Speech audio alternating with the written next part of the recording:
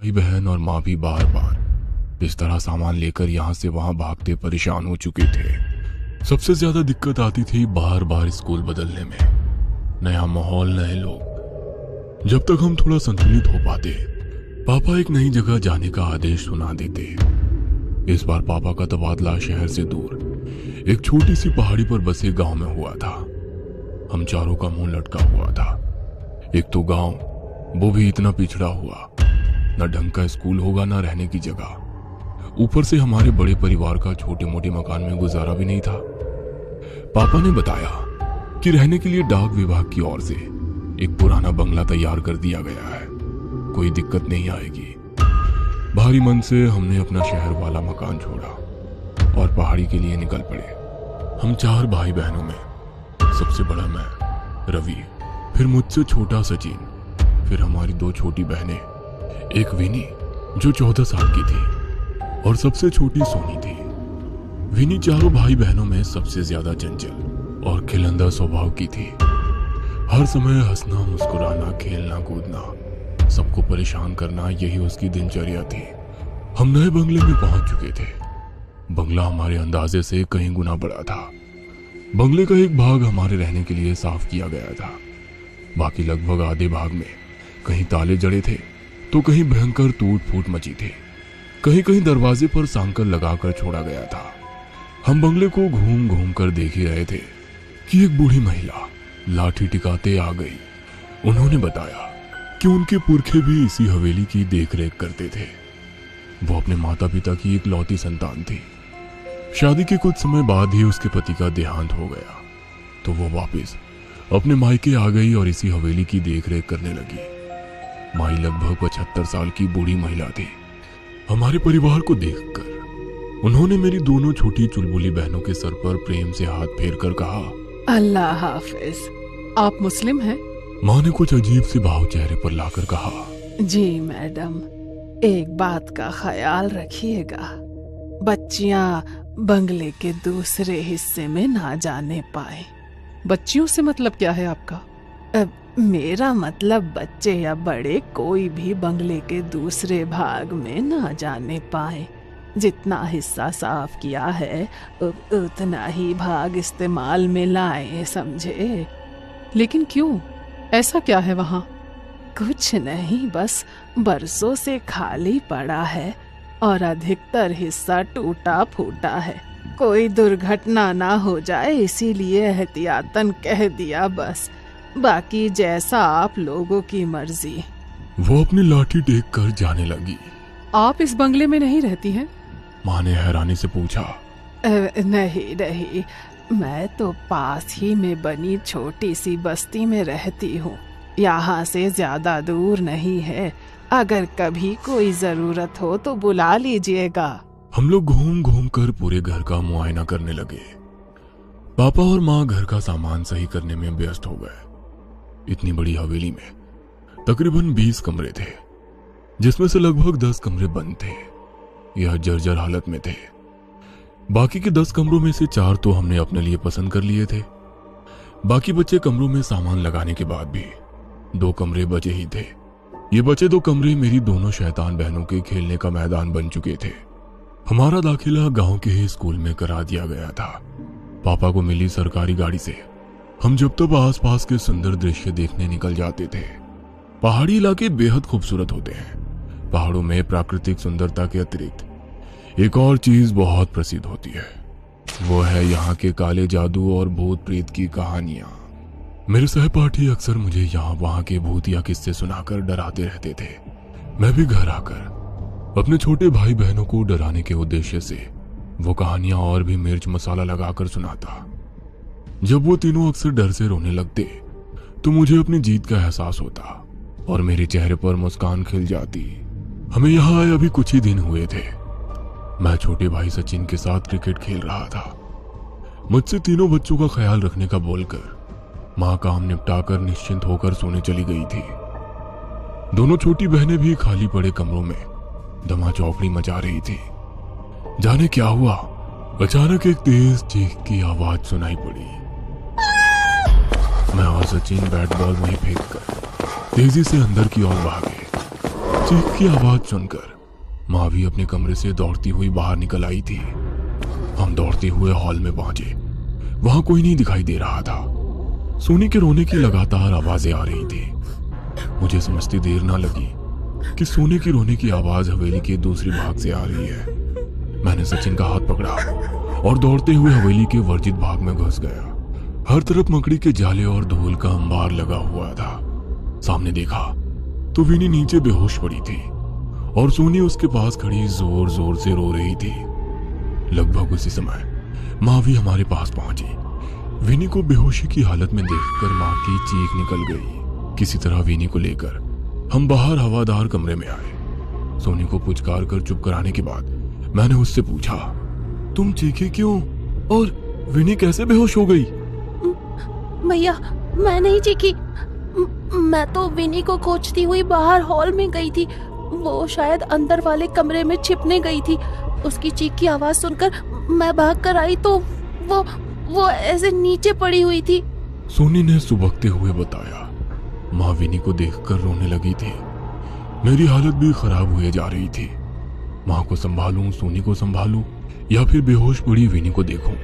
सचिन दौड़कर 2 गिलास पानी ले आया। एक गिलास माँ को थमाकर दूसरे से विनी के चेहरे पर छींटे मारे तो वो धीरे धीरे होश में आने लगी। विनी को कुशल मंगल देखकर माँ और सोनी का रोना थम गया था। माँ ने प्यार से विनी के सर पर हाथ रखकर पूछा, क्या हुआ बेटा, तुम बेहोश कैसे हो गई? वो वहाँ मैं छिपने के लिए जगह ढूंढ रही थी। वहाँ उस कमरे के दरवाजे पर साकल बंद थी और उस पर रक्षा सूत्र बंधा हुआ था। मैंने उसे खोलकर कमरे में जैसे ही प्रवेश किया, वहाँ सब धुआं धुआं सा दिखने लगा। कुछ अजीब सी महक आ रही थी। वहीं से मैंने बाहर निकलने की कोशिश की तो लगा जैसे बाहर आने का रास्ता ही खो गया है। मुझे बहुत डर लग रहा था, इसीलिए मैं डर के मारे चीख पड़ी। उसके बाद मुझे नहीं पता मैं यहाँ कैसे आई। विनी ने पानी पीते हुए बताया। मतलब तुम कमरे के अंदर थी तो बाहर कैसे निकली? तुम तो कमरे के बाहर नीचे पड़ी हुई थी, सचिन ने कहा। मुझे नहीं पता भैया, लेकिन मुझे बहुत डर लग रहा है। अब मैं कभी उस तरफ नहीं जाऊंगी, विनी ने जवाब दिया। उस समय विनी को शांत कराना ज्यादा जरूरी था, इसलिए बात को वहीं रफा दफा करके मम्मी उनके लिए हलवा बनाने की तैयारी में लग गई। इस घटना से कुछ बातें मेरे मन में खटक गई थी। अगर विनी की बात सच है तो वहां दरवाजे पर मैंने कोई रक्षा सूत्र बंधा क्यों नहीं देखा? दूसरी बात, कमरे से विनी बाहर कैसे पहुंची? अंदर धुआं कहां से और क्यों आया? कैसी महक की बात कर रही है विनी? मन में विचित्र ख्याल आ रहे थे। बीच बीच में अपने सहपाठियों की भूतहा कहानी भी याद आ रही थी। आज तक जिन कहानियों को मैं मनोरंजन के लिए सुनता था, आज मुझे उनके बारे में सोच सोच कर सिहरन हो रही थी। पूरी रात नींद मेरे साथ आंख मिचौली खेलती रही। सुबह तक मेरी लाल सुर्ख आंखें मेरी रात्रि जागरण की चुगली कर रही थी। मैं कमरे से बाहर आया तो पता चला विनी को बुखार हुआ है। मैं फिर से चिंतित हो उठा था। शायद उसके अंदर डर बैठ गया था, जिसकी वजह से उसे बुखार आ गया था। दिन भर मम्मी विनी की खातिरदारी में लगी रही, लेकिन उसका बुखार कम होने का नाम ही नहीं ले रहा था। रात गहराते गहराते उसका बुखार सीमा से परे पहुंचने लगा था। वो बदहवासी में रात भर कुछ कुछ बड़बड़ाती रही थी।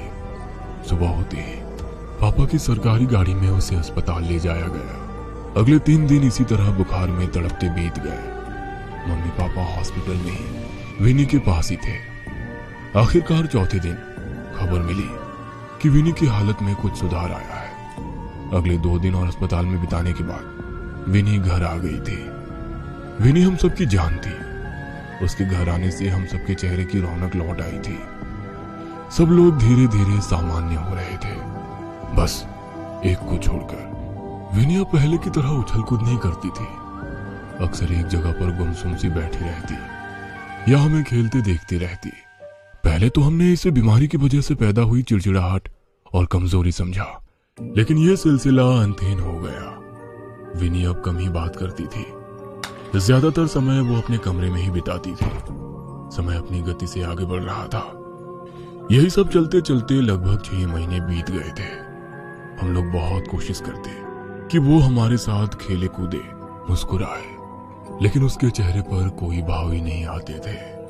वो यूं ही भावहीन सी एकटक शून्य में ताकती रहती। ज्यादा जोर जबरदस्ती करने पर वो उठकर अपने कमरे में चली जाती और दरवाजा बंद कर लेती। माँ पापा उससे पूछ पूछ कर थक चुके थे कि आखिर क्या बात है, लेकिन उसकी तरफ से कोई जवाब नहीं मिलता था। फिर एक दिन पापा बहुत उत्साहित से होकर घर घुसे। पापा के हाथ में मिठाई का डिब्बा था। उत्साहित स्वर में उन्होंने दोनों छोटी बहनों को पुकारा और मिठाई का डिब्बा पकड़ा दिया।